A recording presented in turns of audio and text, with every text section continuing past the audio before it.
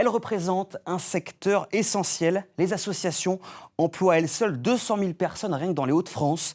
Ce tissu associatif connaît pourtant de grandes difficultés, notamment financières. Un monde en pleine mutation aussi. Pour en parler, on retrouve Anthony Alperne à Amiens. Kevin, nous donnons aujourd'hui la parole au monde associatif. Pour mettre en lumière sa vitalité et évoquer ses difficultés, nous voici au QG d'Henriette à Amiens, le nouveau tiers-lieu de l'association APF France Handicap, dont la Somme a été inaugurée l'été dernier. Juste à côté de moi, vous le voyez, plusieurs adhérents participent à un atelier floral, une des très nombreuses activités proposées ici.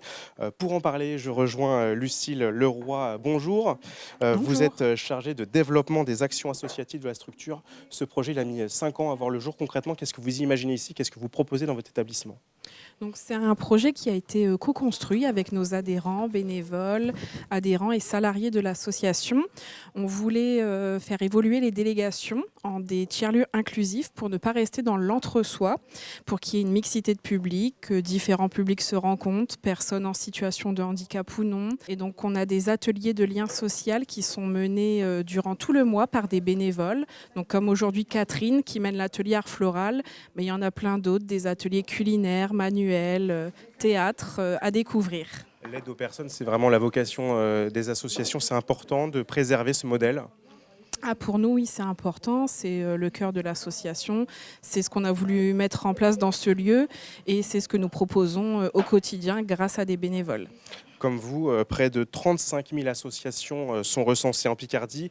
Et comme vous le voyez à l'image, elles font vivre nos 3 départements de manière plutôt équilibrée, en rapport avec la population de chacun d'entre eux. Concernant les secteurs d'activité, ils sont très nombreux, mais un podium se détache assez nettement. La culture concentre à elle seule près d'un quart des structures devant les sports et les loisirs. On vient de le dire, 35 000 associations, c'est un total impressionnant à l'échelle de la Picardie.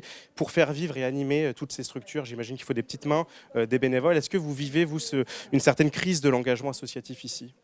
Alors pendant un temps, on a pu l'avoir, mais depuis que nous avons ouvert ce tiers-lieu il y a un an, le fait d'être plus proche du centre-ville, d'être visible, ça nous a permis d'avoir une quinzaine de nouveaux bénévoles en 2025 et donc de redynamiser aussi l'association et les activités. Bon, des personnes continuent heureusement à donner du temps ici pour votre association. Vous n'êtes pas un cas isolé, heureusement.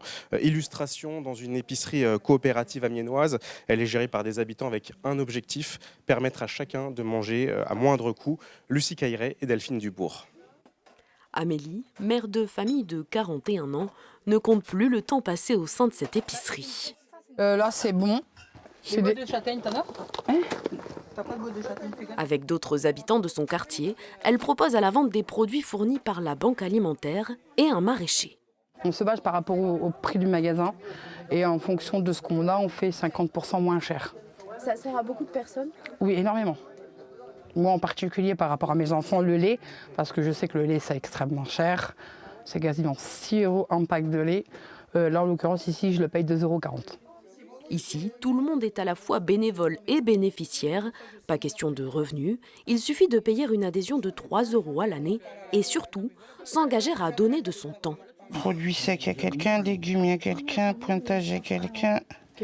Caisse. Des distributions sont organisées 2 fois par mois, un rendez-vous indispensable pour se nourrir, mais pas que. Delphine, ancienne infirmière, y trouve plusieurs intérêts. Aider son prochain, participer, s'entraider, la bienveillance, l'empathie, la communication et se sentir utile. Voilà, ça me permet de me coucher en me sentant utile, c'est ça qui est important. Depuis sa création en 2023, le projet ne cesse de grandir. Et pour le mener à bien, les habitants peuvent compter sur les conseils du centre social dans lequel l'épicerie s'est installée. Et donc là, pour le coup, c'était les aider à se structurer, à réfléchir ensemble, à concerter, à discuter. On peut ne pas avoir les mêmes idées, on peut ne pas être d'accord, mais du coup c'est ça, c'est comment on fait consensus, comment on construit les projets ensemble, et puis en même temps, comment ça s'enrichit des expériences. En moyenne, une quarantaine de familles participent à cette épicerie coopérative, à tel point que le projet est aujourd'hui trop à l'étroit. En mars prochain, un local à part entière ouvrira ses portes. Nous sommes de retour au QG d'Henriette. Pour prendre de la hauteur sur la question de l'engagement, j'accueille l'administratrice du mouvement associatif des Hauts-de-France. Bonjour Fanny. Bonjour. Vous représentez les structures de la région. Vous avez noté une évolution du type de bénévolat. Est-ce que c'est une conséquence concrète sur les associations ? En effet, on observe une évolution qui est une évolution aussi de notre société, avec un engagement qui est plus ponctuel, malgré aussi une confirmation de l'engagement. On a toujours 20 millions de bénévoles, ce qui est un Français sur 4. On note un développement de l'intermittence du bénévolat, si on peut le dire comme ça ? Oui, on va dire qu'on s'engage peut-être plus sur un moment très précis et les associations s'y adaptent et voire parfois c'est leur besoin premier. Donc justement, tout l'enjeu, c'est de permettre cette rencontre. Autre difficulté, pas des moindres, Lucille, l'incertitude autour du financement. 2000 personnes s'étaient mobilisées à Lille en octobre dernier pour lancer un cri d'alerte. La baisse des subventions des dons, c'est quelque chose que vous vivez et vous devez faire face au quotidien ici ? On est concerné comme toute association. Il y a des projets malheureusement que nous devons arrêter par manque de subventions, des projets qui sont dans l'attente des subventions pour 2026, donc tout dépend de ce que nous aurons cette année. Est-ce que cette incertitude, cette baisse budgétaire par moment, est-ce que ça s'en ressent au niveau global dans le milieu associatif ? En effet, le témoignage de Lucille est ce que l'on a pu observer par une enquête qui a été menée à 2 reprises en 2025 au niveau national, où les associations, notamment employeuses, ont exprimé pour un tiers d'entre elles qu'elles avaient moins de 3 mois de trésorerie, que pour 50% d'entre elles, elles ont une diminution, voire forte diminution des financements publics, avec un impact pour à peu près 4 sur 10, un arrêt d'activité. Donc oui, on l'a observé, et ce qui nous a permis aussi de porter ce discours auprès des partenaires publics et en premier lieu au service de l'État. L'adaptation, c'est un mot fort forcément pour les associations. C'est en tout cas ce que nous assure la directrice de la Fédération des centres sociaux des Pays Picards. Je vous propose d'écouter Valérie Comblé. Je vois l'agilité justement et les capacités de rebond dans les associations, de toujours s'adapter. Alors des fois c'est un peu fatigant pour les bénévoles et les équipes de toujours inventer des nouvelles solutions. En même temps, je pense que notre pays devrait s'appuyer davantage sur la vitalité associative, non pas de le voir comme un contre-pouvoir, mais au contraire comme une force de résilience, d'avoir plein d'idées sur les questions de transition sur lesquelles on doit impérativement avancer si on veut continuer à ce que notre monde notre pays, mais aussi notre monde soit agréable pour tous sur du très long terme. Justement, Fanny, on va aborder avec vous la question épineuse du rapport complexe parfois avec les responsables politiques.